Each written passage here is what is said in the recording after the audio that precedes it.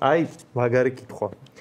მახსოვს სიმონიანის მეთოდიჩკას რომ კითხულობდით 3 დღეში კიევს იღებდით რუსეთუმეებიო.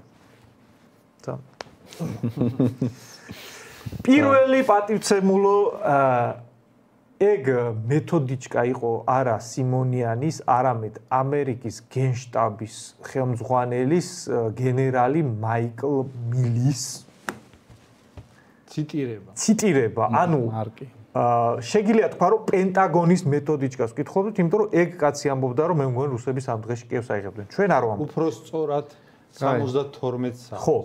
ეგ ერთი. ჩვენ ვამბობდით რომ რამდენიმე კვირაში ეგ ომი დასრულდება.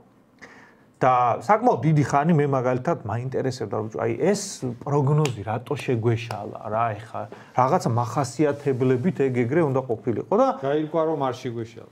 ნუ არა არ შეგვეშალა მნიშვნელოვანი ანუ შეგვეშალა უყურთ რატო შეგვეშალა მაგას ავხსნე ეგ ძალიან მნიშვნელოვანი გამოხდა ხანი და თან უკრაინულ წყაროებს ვეყრდნო მე ხა რაღაცას რუსულ წყაროებს მართლა სიმონიანს რო ვეყნობოდე ჯანდაბას მაგრამ არესტოვიჩმა და არახამიამ გამოვიდნენ და თქვეს ომის დაწყებიდან ერთ თვეში სტამბოლში ჩვენ და რუსებმა მივახდით შეთანხმებას ჩვენ უარს ვამბობდით ნატოში შესვლაზე უკრაინას რჩებოდა ტერიტორიები.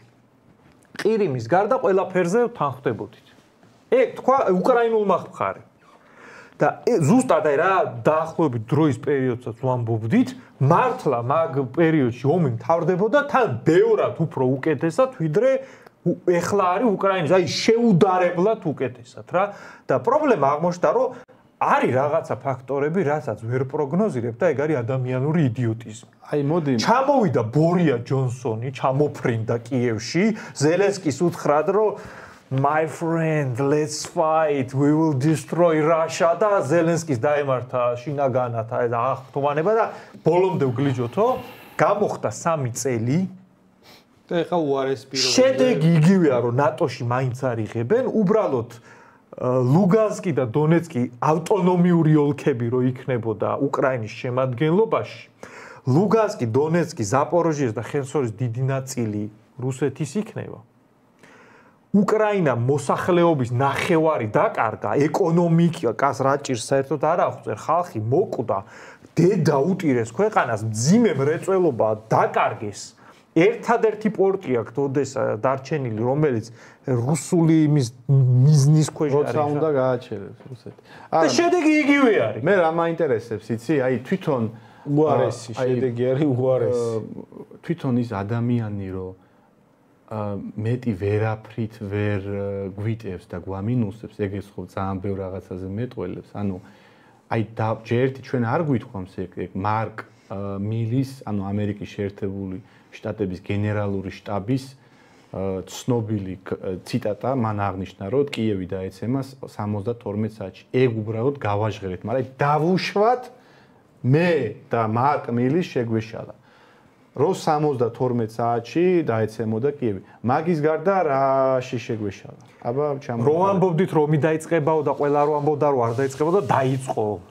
რო ამბობდით რომ ეგ რა შედეგით მორჩება, იცი ბოლოს მაინც არ მიიღებენ ნატოში დედაეტირება უკრაინას და ჯობდა დალაპარაკებოდაო და მაგის გამო რომ ჩვენ გვაცხადებდნენ მოღალატეებად, რუსეთუმეებად, თან ორივე ოცნებას და ნაცებს ერთად. ეგ შედეგი რო დადგა. კი, თან უყურე ეხლა ჯერ კიდევ ამ საზოგადოებას ეხა ეს ვიღაც ადამიანი ჯერ კიდევ რაღაც გულუბყვილო მიამიტულ რიმებშია. ილუზიებში. კიდე გონია რომ აი ტრამპს იქ რაღაცა სისტემა გააჩერებს და ნაგახადოვაჩკა. იქ ტრამპი კი ეხა იქ ხალხისთვის ამბობს მაგას, თორე სინამდვილეში იქ deep state-ია, რომელიც ტრამპს ყურში რაღაცას ჩაჩურჩულებს და ტრამპი იგივე ხაზს გაატარებს, რასაც აქამდე ეს ლიბერალები და გლობალისტები ატარებდნენ და გულის სიღრმეში მაინც მაგის იმედი აქვს და უყურე როდესაც ეს კადრები დაიდება, იმიტომ რომ ლიბერალი ხო გონებით და აზროვნებით და კრიტიკული მიდგომით კი არ იღებს რაღაცა დასკვნებს და გადაწყვეტილებებს. ლიბერალი ხო თვალით იკვებება, აი რაღაც პერფორმანსებით, მაგიტომ უყვართ, რომ აი რაღაც ევროკავშირის დროშა ააფრიალე რუსთაველის გამზირზე და ამით დაამარცხე რუსეთი. აი ლიბერალი ხო ეგეთი არსება, სათუთი და ემოციური. და როდესაც აი ლიბერალის თვალებისთვის აი ესეთი კადრი დაიდება, პუტინი და ტრამპი რო კმაყოფილები ერთმანეთს აი ეს ცოტა მეგობრულად აი ღიმილით რომ მანამდე რო იქეიფეს თან და რაღაც ისაუზმეს ერთად და მე გადაწყვეტილება რომ მიიღეს და სამყარო რო ერთმანეთში გაინაწილეს, აი მაგ კადრებს რო დაინახავენ, სადაც ცხადია უკრაინა რაც ახლა მოვყევით მაგ ეგბედიელის და თუ ვინმეს წარმოუდგენია საქართველოსთან დაკავშირებით რამე სხვა ის არის, იქნება თუ ეგ გადაწყვეტილება შედგება, თუ ვინმეს გონია რომ საქართველოსთან აი უკრაინა ვერ შედის ნატოში და ევროკავშირში, საქართველო უეჭველი შევა. თუ ვინმეს გონია რომ ეგეთი გადაწყვეტილება იქნება მან მიღებული, ძალიან ვწდებით მეგობრებო, საქართველოს ამბავიც ავტომატურად მიყვება უკრაინას. ანუ საქართველო და